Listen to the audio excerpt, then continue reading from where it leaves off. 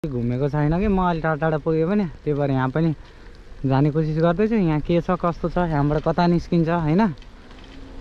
घरहरू खासमा यो यसरी हाम्रो कम्पनी पनि यहाँबाट पनि देखिएको रहेछ।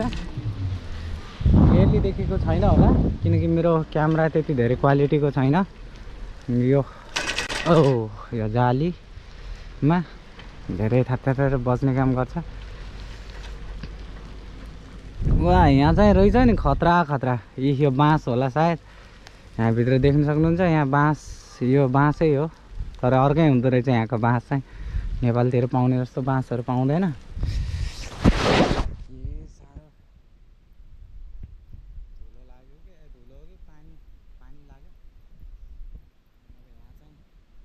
गाउँभित्र भए पनि बाटो चाहिँ एकदमै स्पेसल छ है त। प्राय यहाँ चाहिँ घरमा कृषिको लागि चाहिने औजारहरू प्रत्येक घर घरमा हुन्छ। त्यो हुनु राम्रो भन्छु मेरो बुझाइमा। साइकल फेरि एकातिर गयो। मेरो हात चाहिँ त्यति राम्रोसँग काम गरेको छैन नि त।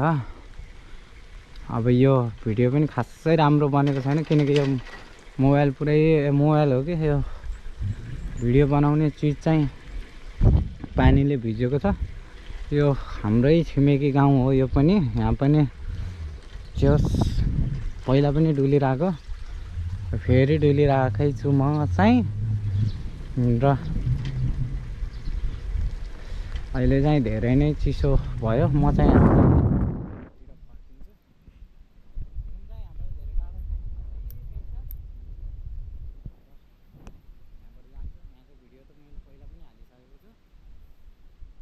यहाँबाट अगाडि गएर त्यहाँबाट पनि अगाडि जान्छु।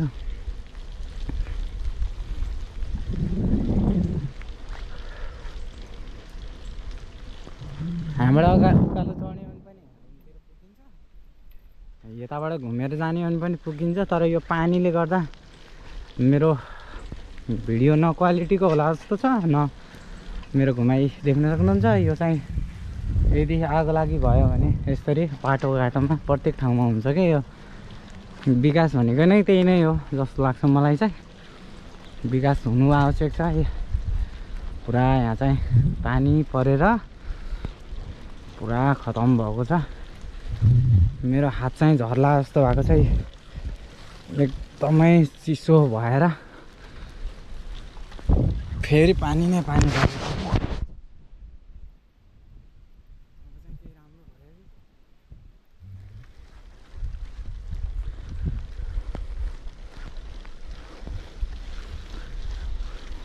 र अर्को कुरा चाहिँ जापान आउँदै हुनुहुन्छ भने लेडिजहरूको लागि साइकल चलाउन जानुभएको छैन भने साइकल चलाउन अनिवार्य सिकेर आउनु होला ताकि तपाईँलाई धेरै फाइदा हुनसक्छ।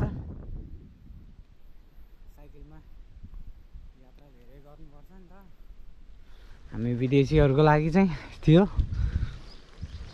प्रत्येक ठाउँमा हुन्छ कि। यहाँ पनि देख्न सक्नुहुन्छ, यहाँ पनि छ पानी। आगो लाग्यो भने यिनीहरू सबै छिमेकीहरू हुन्। यो कृषिको काम यहाँ भइरहेको रहेछ। म चाहिँ यहाँबाट रुम नजिकै छ। यहाँनिर पनि छ साकुराको रुख तर अब यहाँ धेरै नै चिसो भइसक्यो।